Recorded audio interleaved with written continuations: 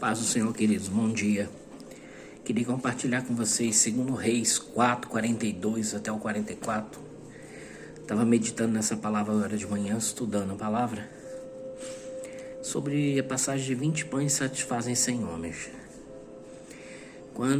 Confesso que a primeira vista, estudando a palavra, eu venho lendo e passou batido. E aí entrei na história de Naamã, e quando terminei a história de Naamã, algo me chamou a atenção para voltar de novo. No versículo 42 ao 44 de 2 Reis 4. E eu fui entender. Procurar entender melhor. Que como 20 pães podem satisfazer 100 homens. Tanto que na passagem fala assim, ó. E um homem veio de balsa lisa e trouxe ao homem de Deus pães das primícias, 20 pães de cevada, espigas verdes na sua palha, e disse: dá ao povo para que coma. Porém seu servo disse: como hei de pôr isso diante de 100 homens? E disse ele: dá ao povo para que coma, porque assim diz o Senhor: comerão e sobejará. Então os pôs diante e comeram, e ainda sobrou conforme a palavra do Senhor. Talvez você tenha tido o mesmo pensamento que eu tive quando eu li essa passagem a primeira vez. Passei batido e li a primeira vez. Como pode 20 pães sustentar 100 homens? Vamos picar o pão. Vamos dividir o pão para que dê para todo mundo. Mas não vai satisfazer todo mundo. Só que aí a gente entende que não é com o meu raciocínio nem com o teu raciocínio. O raciocínio aplicado a essa leitura, o que o Senhor quer nos mostrar é que nunca depende de mim e de você. Depende de nós crermos na palavra dele, de nós acreditarmos no que está escrito. Porque humanamente os 20 pães não alimentariam 100 pessoas. De forma nenhuma. Era necessário muito mais do que 20 pães para satisfazer essas 100 pessoas. Satisfazer, não é só entregar. E isso nós vivemos no nosso dia a dia hoje. Nós necessitamos de um alimento que nos satisfaça, que nos alimente. Não que dê só o gosto na boca. Porque humanamente você pega ali 20 pães, reparte, cada um ganha um pedacinho, põe na boca, sente o gosto do pão. Mas não ficamos satisfeitos e nem nos alimentamos. E é isso que a palavra está dizendo. Quando eles começaram a dividir aqueles pães e entregar aqueles pães àquelas pessoas, a palavra fala que eles ficaram satisfeitos, que eles se alimentaram. E nós sabemos que um pequeno pedaço não ia ter condição de fazer isso. Então supomos que muitos comeram mais do que um pão. E é isso que o Senhor quer que nós entendamos a palavra dele. Às vezes você está buscando algo, ou Deus te pede que você entregue algo, e você diz: Senhor, o que eu tenho mal dá para mim. O pão que eu tenho mal está dando para mim. E nesse contexto, o pão não é o pão físico, o pão como nós conhecemos, feito de trigo, mas o alimento espiritual, a palavra. E você pode estar falando: Senhor, o que eu tenho hoje mal está dando para me manter de pé, mal está dando para eu poder caminhar em cima dessa palavra. Como é que eu vou dividir com alguém? E ali nós entendemos que quando começou a ser distribuído esse pão, ele não só deu para que todos se alimentassem e se satisfazessem, como também sobrou. Então, nós chegamos à conclusão que aquela pessoa que doou o pão, além dela alimentar as 100 pessoas, ela ainda saiu com mais, ainda teve mais.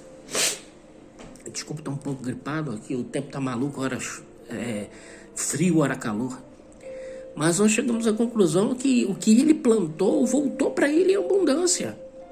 Então, não estranhe se você está se sentindo fraco, ou se você está se sentindo com pouco alimento para passar para alguém. Alguém precisa mais do que você.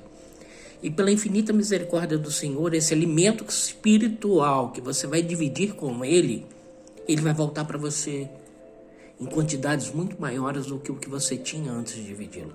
É assim, a matemática do Senhor, ela é diferente da nossa. Ela nunca vai dividir, ela sempre vai multiplicar. O pouco que você tem vai se tornar muito. Talvez você não esteja acreditando muito em você, mas graças a Deus o Senhor acredita em ti, acredita em mim.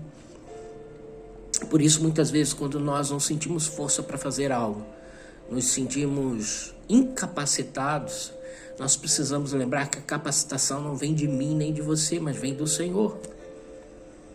E se Ele está mandando fazer, nós temos que crer na palavra dEle. E o que me chamou nessa passagem do texto foi a leitura logo abaixo, a partir do 1º versículo do capítulo 5, que narra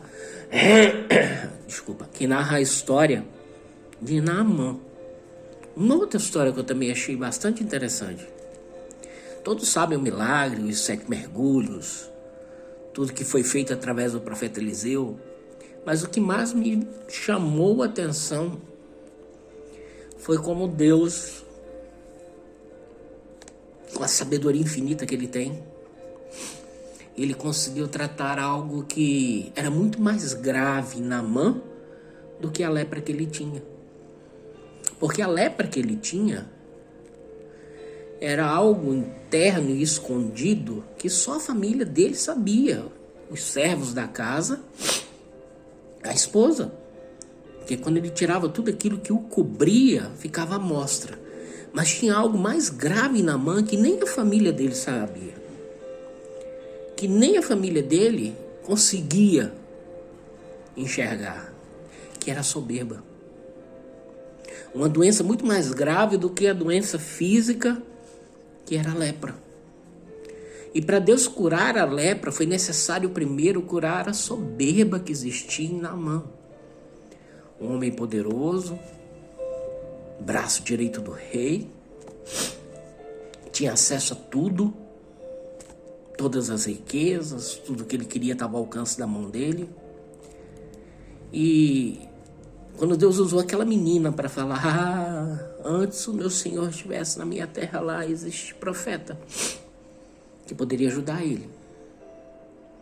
E ele foi cheio de si, falou com o rei, pediu o que era necessário para ele chegasse.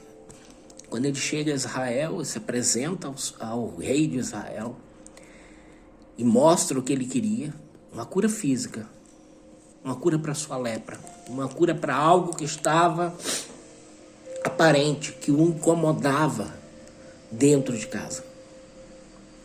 Algo que mesmo poucos tinham acesso, mas o incomodava. E ali, quando ele chega à presença de Eliseu, ele esperava algo grandioso, porque uma pessoa soberba, ela busca algo grandioso, um grande milagre.